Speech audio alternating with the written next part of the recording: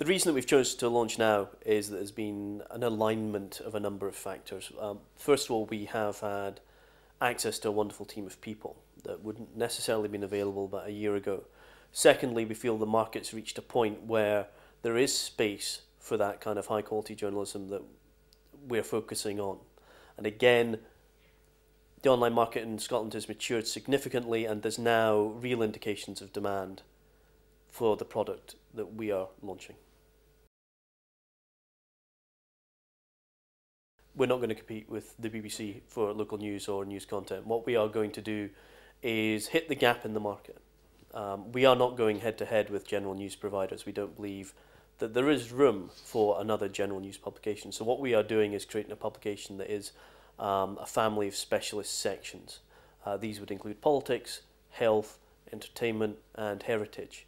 We think there's gaps for intelligent, informed analysis and depth reporting in these areas. So that's what we're going to do. The BBC doesn't do that. And what we're doing is identifying the holes in the online marketplace, and we're going to fill them. So we aren't trying to reinvent the wheel. We aren't trying to go up against the parts of the market which are already saturated.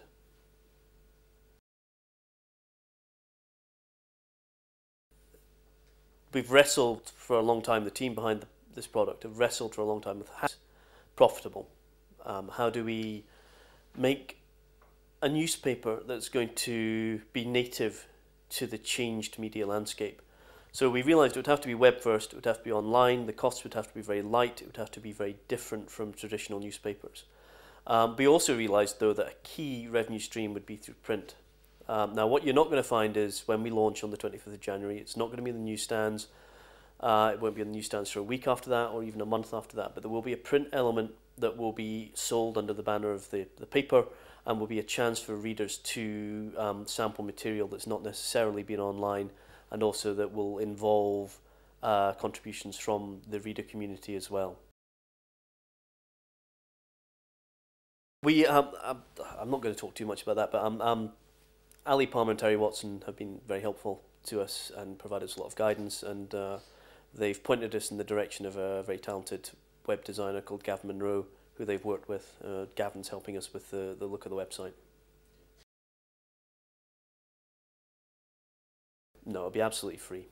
Anyone who thinks that people pay for news or informed analysis online is living in a dream world. However, people will pay for content in other media, such as print, and also through applications for the iPhone and the Google Android. We're going to try and maximise as many revenue streams as we possibly can. So obviously online advertising and sponsorship will be part of the mix, but so will the print product, and so will applications for mobile phones. What about classified listings? Are you getting involved in there? No, we're not. Certainly initially, that market is very well supplied by the existing newspapers. It's also very well supplied by many classified sites. So there's actually not much of a buck for us to turn there. So no, we are not going to be focusing on that initially. What we've done is we have recruited leading freelancers in their specialisms, and these are largely people who I've worked with. And thanks to the changes wrought in the newspaper industry of late, there's an awful lot of talent out there that is waiting to be tapped into, and part of this project is to tap into that talent. What I've done is identified people that I respect, who I've worked with through my career or whose work I've admired, and who have suddenly become available, and I have recruited them. And you will continue to work at Autonomy as a founding director? Yes, I will absolutely continue to be involved with Autonomy. The team at Autonomy is myself, Graham Jones and Tony Purcell. We're in a fortunate position being able to back this project ourselves, so that's what we're doing, and we plan to grow it organically. I think initially what we will be doing is concentrating on text and pictures with some podcasts. We will move into video, but what we want to do is establish our audience first. Online, what really matters is the content. I think print's a wonderful medium. I think it's a superior medium for the communication of certain forms of information. When I started off as a journalist, I fell in love with the smell of newsprint. I'm still an inky at heart, even though I worked on most of my career online. But when it comes to online, the most important thing is display of the content. Everything else around it is peripheral. So our site will be very functional in terms of, here's the copy, here are a number of items that will be of interest to you if you're interested in this content.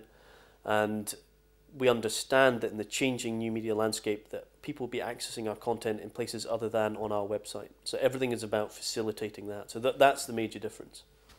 It will be largely telling stories of the major news stories of the day, but giving them a depth of analysis that's not there at the moment. Yes, there will also be other elements that aren't catered for at present as well. What you probably won't find are 3,500 word essays, because that make your eyes bleed if you try to read that online, but that's the kind of thing that might lend itself to a print product.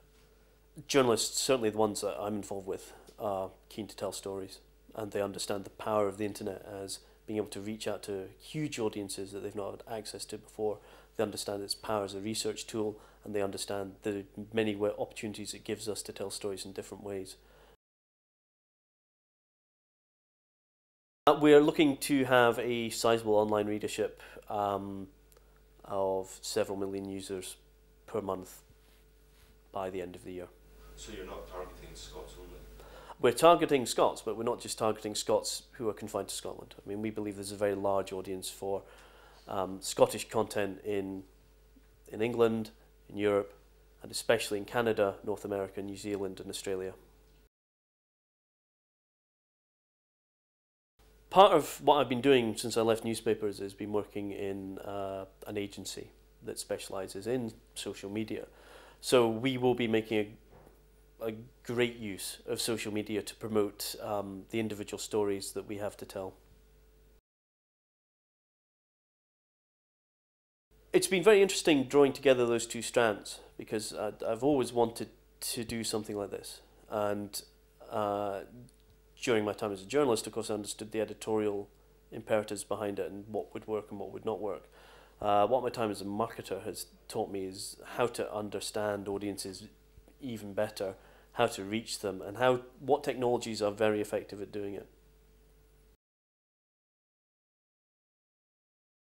This publication, like I say, is designed to survive in the new media landscape. It's designed to thrive, not sit around blinking uncomprehendingly at its own extinction.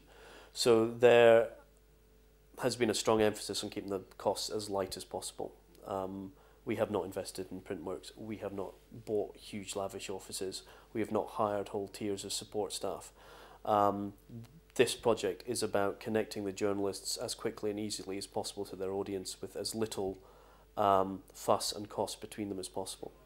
So the answer to your question is less than you'd think. Is it too easy to become a publisher now? Is it too easy? Trust me, it's not easy. I didn't always have grey hair.